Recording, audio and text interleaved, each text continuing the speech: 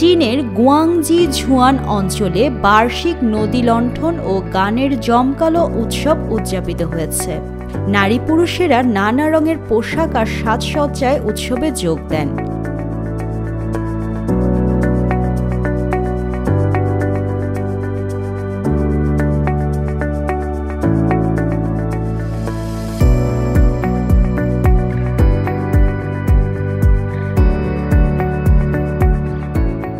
পূর্বপুরুষদের স্মৃতিতে শোক প্রকাশ এবং সুখ ও শান্তির প্রার্থনায় এই উৎসবের আয়োজন করা হয়।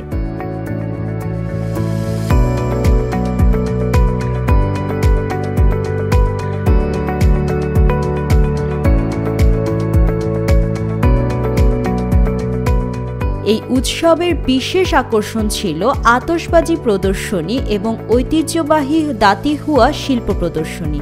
দাতিহুয়া বলতে গলিত লোহা ছিটিয়ে আলোর ঝলক তৈরি করার একটি প্রাচীন কৌশলকে বোঝায়।